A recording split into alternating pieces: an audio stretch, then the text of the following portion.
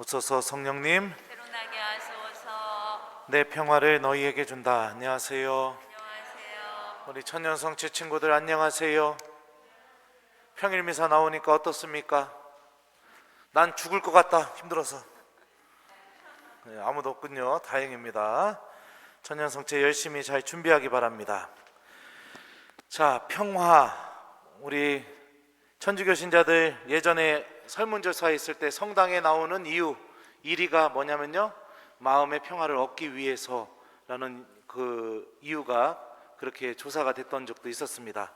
그만큼 우리 교우들이 정말로 갈구하고 또 원하는 것, 이게 평화라고 이렇게 생각이 됩니다. 평화라는 이 단어는 그리스 말로는 조화로운 상태를 의미하는 말이고요, 히브리 말로 평화, 샬롬이라는 뜻은요, 영어로 웰빙, 잘 존재하는 것, 이것이 바로 이 평화라는 단어 안에 담겨져 있는 사전적인 의미입니다. 모든 것이 조화로우며 내가 아주 탁월하게 가장 잘 존재할 수 있는 상태, 이 상태가 평화입니다. 그럼 여러분은 어떤 경우에 여러분의 삶이 아주 조화로우면서 내 삶이 또한 아주 탁월하게 잘 존재하고 있다고 느껴집니까? 다시 말하면 어디에서 평화를 찾고 있고 또 나는 어떤 상태가 잘 갖추어져야만 평화롭다고 느끼고 있는 사람입니까? 무엇에서 나는 평화를 얻고 있습니까? 오늘 일독서 말씀 들어보죠. 안티오키아와 이코니온에서 유다인들이 몰려와 군중을 설득하고 바오로에게 돌을 던졌다. 그리고 그가 죽은 줄로 생각하고 도시 밖으로 끌어내다 버렸다. 오늘 일독서 바오로 사도 죽을 뻔한 이야기를 전하고 있습니다. 바오로 사도는 예수님께 대한 믿음 때문에 오늘 이런 일도 당했습니다. 죽을 뻔한 일도 당했죠. 자신의 삶이 완전히 뿌리채 뽑혀져서 완전히 다른 땅에 심겨진 사람이 바로 바오로 사도입니다. 오늘 일독서 중반에 이런 고백을 합니다. 우리가 하나님의 나라에 들어가려면 많은 환난을 겪어야 합니다 라는 이 말씀처럼 바오로 사도는 예수님께 대한 믿음이 그에게 가져다 준 게 무엇이냐? 환난, 고통, 생명의 위협을 받을 정도로 유다인들에게 겪게 되는 강한 반대, 정처 없이 떠도르는 삶, 이게 바오로 사도가 예수님을 믿으면서 그의 삶 안에서 변화된 새로운 삶의 방식이었습니다. 만약에 예수님에 대한 믿음을 갖고 있지 않았더라면 그는 바리사이로 남았을 것입니다. 그리고 그의 삶은 누가 보더라도 매우 성공한 삶을 살 수 있었을 겁니다.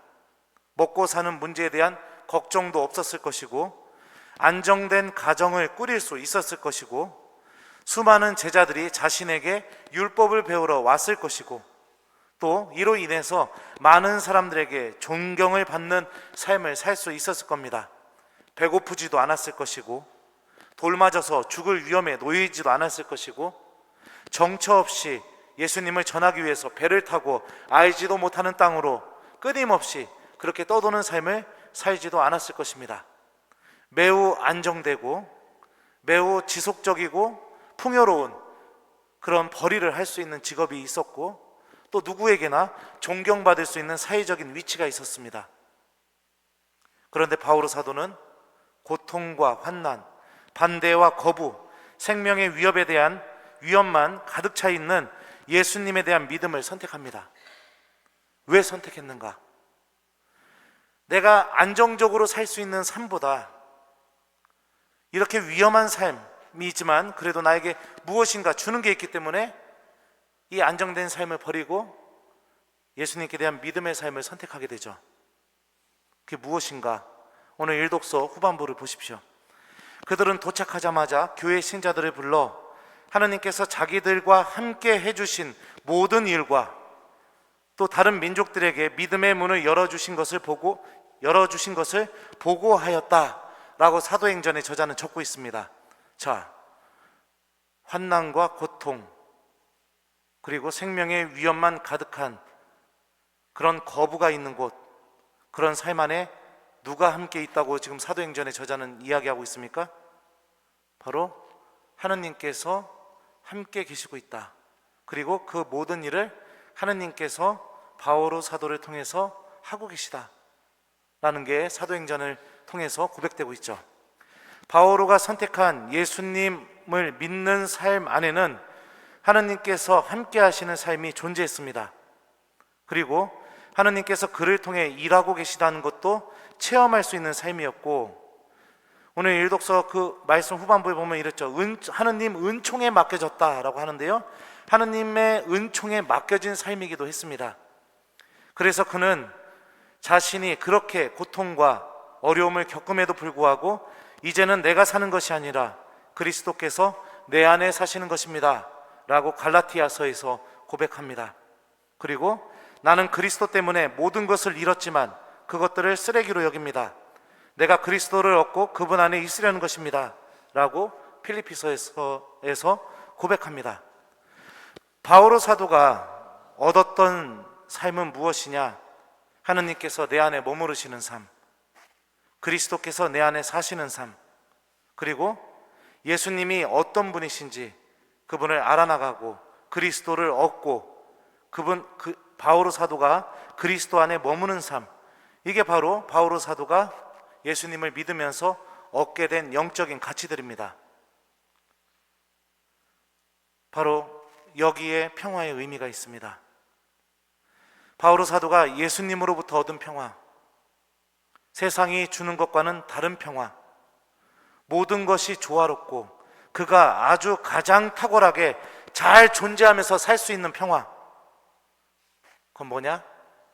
하느님께서 나와 함께 계시다는 것을 체험하는 삶, 이게 바로 바오로 사도가 얻은 평화의 삶입니다.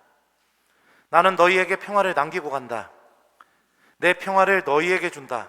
내가 주는 평화는 세상이 주는 평화와 같지 않다.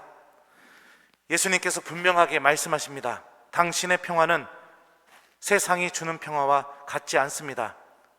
예수님께서 주시는 평화는 어떤 상황 속에서도 하느님께서 나와 함께 계셔 주시는 은총의 상태를 의미하기 때문에 그렇습니다. 십자가의 순환, 죽음, 부활, 이 모든 것을 겪고 난 뒤에 예수님께서 제자들에게 처음으로 건넨 인사말은 평화가 너희와 함께 였습니다. 이 모습을 통해서도 예수님께서 주시는 평화가 무엇인지 알 수 있죠. 예수님께서 주시는 평화는 또 내가 가장 탁월하게 잘 존재할 수 있는 그 상태를 가져다주는 예수님의 평화는 바로 하느님께서 나와 함께 계셔 주시고 하느님의 모든 은총이 충만하면서 그 은총들이 아주 조화롭게 나와 함께 있는 상태, 그게 어떤 상태에서도요? 죽음의 상태 안에서도 모든 상황이 나를 죽음으로 내몰고 모든 사람이 나를 찌르고 모든 사람이 나의 죽음을 바라는 그런 상황 속에서도 하느님께서 나와 함께 계셔 주시고 하느님의 은총이 아주 충만하게 내 안에 머무르는 상태, 이게 바로 예수님께서 주시는 평화의 의미입니다. 사람이라면 죽음 앞에서 누구나 한계 상황을 느낍니다. 누구나 무릎 꿇게 돼 있습니다. 죽음 앞에서 사람은 자신이 아무것도 할 수 없다는 것을 느끼게 됩니다. 그래서 좌절하게 됩니다.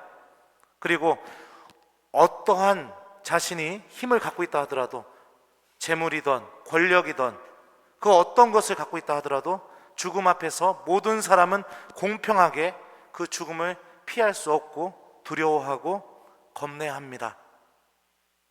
예수님의 평화는 이 죽음이 우리를 지배한다 하더라도 그 죽음에서 영원한 생명으로 인도하시는 전능하신 하느님께서 나와 함께 계셔 주시고 예수님께 일어났던 일이 나에게도 똑같이 일어나게 되는 것을 체험시켜 주시는 하느님의 은총이 나와 함께 있는 상태, 그래서 내가 하느님께서 주시는 생명을 누리면서 아주 가장 매우 탁월하게 잘 존재할 수 있는 상태, 바로 이 상태가 세상이 주는 평화와 다른 예수님께서 주시는 평화입니다. 너희는 마음이 산란해지는 일도 겁을 내는 일도 없도록 하여라. 예수님의 평화가 우리와 함께 있습니다. 만약 지금 수많은 것들이 내 마음을 흔들어 놓고 또 산란하게 만들고 겁에 질리게 만들고 있다면 하느님을 믿고 있는 우리들이 무엇을 선택해야 되는지 매우 자명해지죠. 평화의 주님이신 예수님 안에 머무르는 것을 선택하는 것입니다. 성호경을 긋고 하느님께 기도하는 삶, 말씀을 기억하며 그 말씀이 내 안에서도 이루어진다고 믿음을 갖고 하느님 안에 머무는 삶, 죽음에 직면했어도 하느님께서 나를 반드시 살리신다는 믿음을 갖고 있는 삶, 성경이 고백하는 하느님의 은총에 모든 것을 맡기고 의지하는 것, 이게 바로 우리가 주님께서 주시는 참된 평화를 얻는 신앙인의 모습입니다. 여러분은 어디에서 평화를 얻습니까? 많은 사람들은 물질에서 평화를 얻고 부유함에서 평화를 얻고 또 요즘 같은 세상은 모이지 않고 코로나에 감염해서 모든 것을 단절하는 그런 삶에서 평화를 얻습니다. 내가 높아지는 삶 안에서 평화를 얻고 내가 아무 걱정 없이 살아가는 그 삶이 있어야만 나에게 평화가 찾아온다고 생각합니다. 틀렸습니다. 아주 틀렸습니다. 신앙의 눈으로 볼 때는 주님께서 주시는 평화는 지금 이 순간 내가 너와 함께 있고 나의 은총이 지금 너를 향해서 주어지고 있다라는 사실을 우리가 체험하고 그런 하느님을 만나는 기도 안에, 그런 하느님을 만나는 말씀 안에, 그런 하느님을 만나는 성체 안에 그 평화가 존재하고 있습니다. 어디에서 평화를 얻고 있는 사람인지, 또 나는 어떤 평화를 하느님께 바라고 있는지 오늘 복음 말씀을 통해 한번 곰곰이 생각해 보셨으면 좋겠습니다. 오늘 숙제는 평화를 얻는 저녁이 되는 게 숙제입니다. 하느님과 함께하는 시간, 하느님 안에 머무르는 시간, 그분의 말씀에 믿음을 두는 시간, 그리고 그분의 성체 안에 머무르는 시간, 바로 여기에 평화가 있습니다. 그 평화는 그 어떤 고통도, 아픔도, 위협도, 죽음도 절대로 우리들을 흔들거나 짓누르지 못하게 할 힘을 가지고 있습니다.